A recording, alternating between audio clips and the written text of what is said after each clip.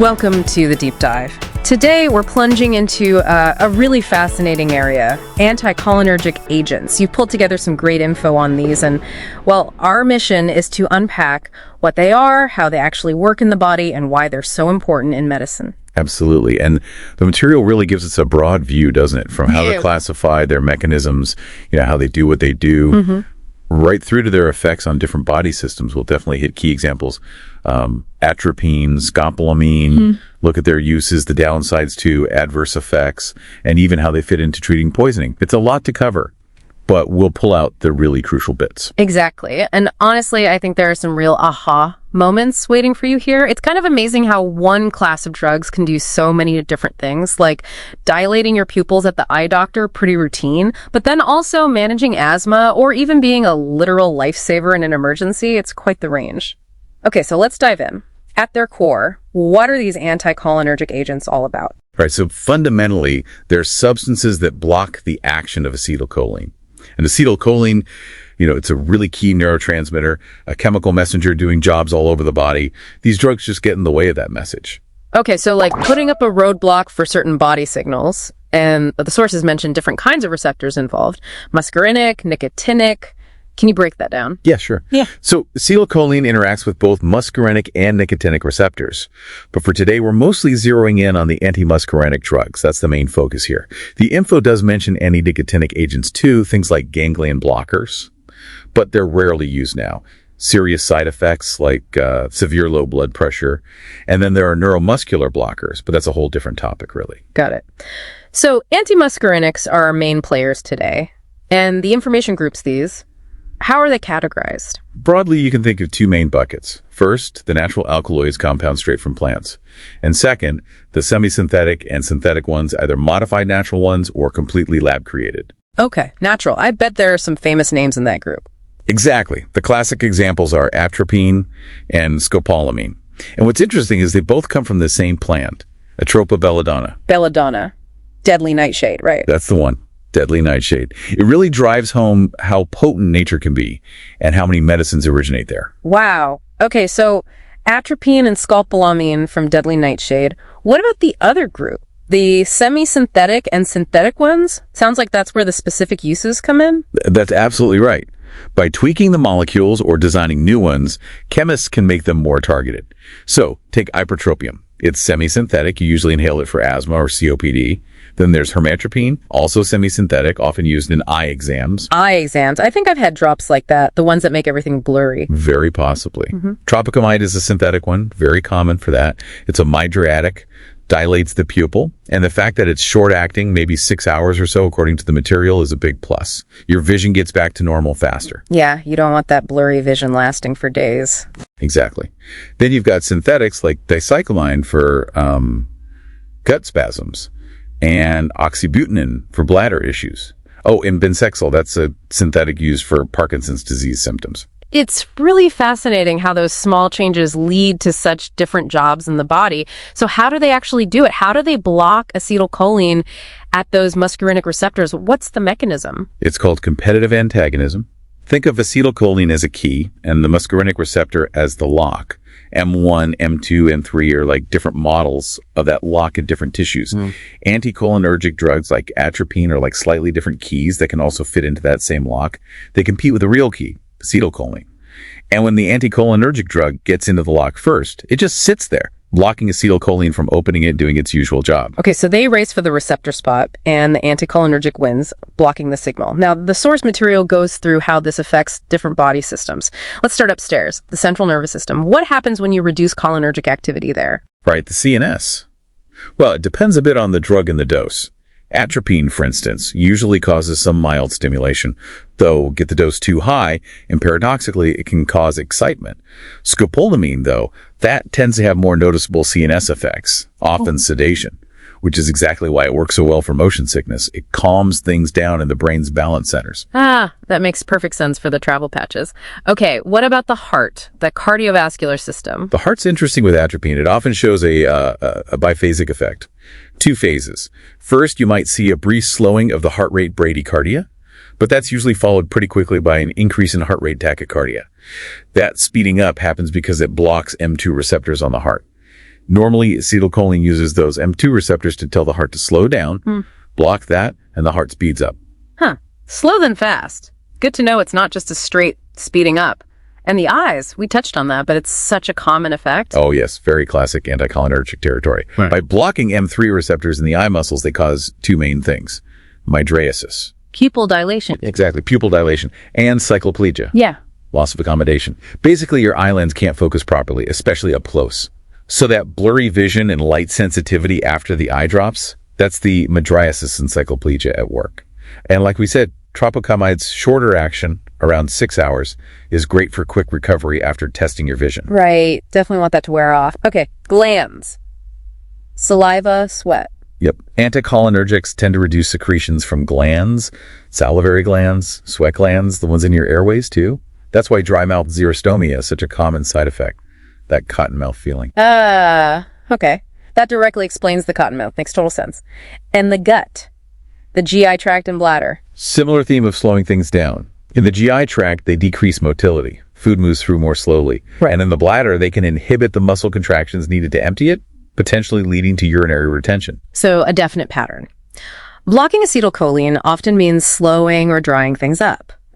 Now, the sources really point to atropine as the sort of the main example, the prototype. Can you recap its big effects based on what we've discussed? Sure. Atropine hits a lot of targets because it's not very selective for specific muscarinic receptor types.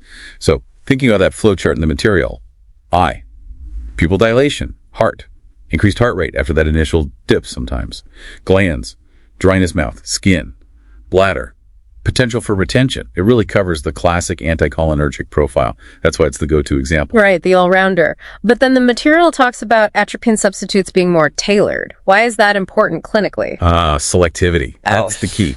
If you could design a drug that mostly hits, say, the M3 receptors in the lungs, but doesn't bother the M2 receptors in the heart or the M1s in the brain as much, Yeah. then you can get the therapeutic effect you want, like opening the airways without causing as many unwanted side effects elsewhere, like less impact on heart rate or vision. That makes perfect sense. Get the benefit without or with fewer of the drawbacks.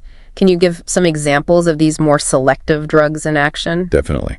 Ipratropium, we mentioned for asthma and COPD. It's more selective for bronchial M3 receptors. Delivered by inhalation, it works right where it's needed in the lungs with fewer systemic effects. Okay. Then oxybutynin. More selective for bladder M3 receptors, great for overactive bladder, increases capacity without causing, say, as much dry mouth as a non-selective drug might. Right. Benzexyl prefers CNS M1 receptors, useful in Parkinsonism. And tropicamide, back to the eyes, selective for ocular M3, gives you that short-acting pupil dilation for exams. It really is clever how they fine-tune them. Okay, let's talk more about those uses. Real-world applications. Ophthalmology first. Yeah, so in eye care, tropicamide's short action is perfect for routine refraction tests, quick in, quick out. But atropine, with its longer action days even, is sometimes needed for more serious issues like iridocyclitis. That's inflammation inside the eye. The sustained dilation helps rest the eye muscles and prevent internal scar tissue or adhesions from forming. So long duration is actually good there. So different durations for different eye problems. What about before surgery, pre-anesthetic use? Yes, glycopyrrolate often gets the call there. It's good at reducing secretion, saliva, stuff in the airways, which you don't want building up during anesthesia. And it also helps counteract the bradycardia, the slowing of the heart, that some anesthetic drugs or surgical maneuvers can cause. Helps keep the heart rate stable. Keeps things smoother and safer during the operation. Okay, and respiratory uses, we mentioned ipratropium and tiotropium. Right. Crucial for COPD, also used in asthma. They're inhaled bronchodilators. They relax the smooth muscle around the airways by blocking muscarinic receptors there, opening things up, making breathing easier. A mainstay for many people with breathing issues. And urinary disorders, oxybutynin. Yeah, the main thing highlighted is its ability to increase the bladder's functional capacity and reduce that urgency feeling. Really helpful for managing incontinence. Okay, now, poisoning. That sounded really dramatic earlier. Atropine as an antidote. It really is dramatic and life-saving.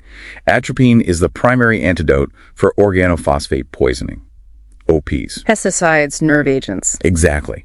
Those things work by causing a massive overload of acetylcholine. They inhibit the enzyme that normally breaks acetylcholine down. So you get this huge cholinergic overstimulation. Atropine steps in and blocks the muscarinic receptors, counteracting those dangerous effects like slowed heart, breathing difficulties, seizures. It's also used for poisoning by certain mushrooms, like some insecticide species that contain muscarine and cause similar cholinergic symptoms. Wow, from eye drops to fighting nerve agent poisoning, that's incredible range. But with that power, there must be downsides, adverse effects. What are the common ones? Well, they follow directly from the anticholinergic actions we've been talking about. Yeah. So dry mouth is very common, blurred vision from the cycloplegia, constipation because gut motility slows down, and potentially urinary retention. The drying and slowing effects again, and CNS effects if the dose is too high. Yes, especially with drugs that cross into the brain easily. You can see things like restlessness, confusion, even hallucinations at toxic doses. And critically, when should these drugs not be used? Contraindications. Absolutely crucial. Two big ones mentioned. First, narrow-angle glaucoma. Anticholinergics can relax certain eye muscles in a way that closes the drainage angle for fluid inside the eye, increasing pressure. Dangerous. Okay, glaucoma is a no-go. And the other major one is benign prostatic hyperplasia, BPH, enlarged prostate in men, because these drugs can cause urinary retention. Giving them to someone who already has trouble emptying their bladder due to an enlarged prostate can make things much worse, potentially causing a complete blockage. Right. Really important warnings. These are definitely not for everyone. So what if someone does get too much atropine? Atropine poisoning, how's that managed? The specific antidote mentioned is physostigmine. Its key advantage is that it can cross the blood-brain barrier, so it can counteract both the peripheral and the central nervous system effects of the atropine overdose. Beyond the antidote, it's supportive care managing symptoms. Maybe diazepam if there are seizures. Okay, physostigmine for overdose. Let's quickly compare those two natural ones again. Scopolamine versus atropine. The table and the source was useful. Key differences. Yeah, good comparison. CNS. Scopolamine tends towards sedation, good for motion sickness. Atropine is more mildly stimulating. Duration. Scopolamine's action is often shorter, think the patch. Atropine can be longer acting, especially in the eye where it lasts for days. Days. Wow. Yeah. And uses. Scopolamine motion sickness primarily. Atropine pre-anesthetic, antidote for opi mushroom poisoning, some eye uses. Shows how subtle differences matter for how we use them. Definitely. Okay, last area. Drug interactions. Always important. How do anticholinergics play with other meds? Good point. Two main things to watch for according to the material. First, additive effects. If you take an anticholinergic along with another drug that also has anticholinergic properties, the side effects can stack up. Like what other drugs? The examples given are tricyclic antidepressants, TCAs, and some older antihistamines, the H blockers that make you drowsy. Combine them, and you could get much worse dry mouth, blurred vision, constipation, confusion, etc. Okay, additive effects. What else? Second, they can mess with the absorption of other drugs from the gut because they slow down gut motility, right? Yeah. So the material mentions they can decrease the absorption, the bioavailability of levodopa, the Parkinson's drug. Might make it less effective. But interestingly, they might increase the absorption of tetracycline, an antibiotic, possibly leading to higher levels than intended. Huh. So it can go both ways depending on the drug. Complex stuff. It definitely highlights why doctors and pharmacists need to know everything a patient is taking. Absolutely. Okay, let's try and wrap this up. What are the big picture takeaways from this deep dive on anticholinergics? I think the core things are they work by blocking acetylcholine at muscarinic receptors. This leads to a whole spectrum of effects, drying secretions, slowing the gut, affecting the heart, eyes, bladder, even the brain. The specific effects depend heavily on the drug's selectivity. Does it hit M1, M2, M3 receptors? And the dose.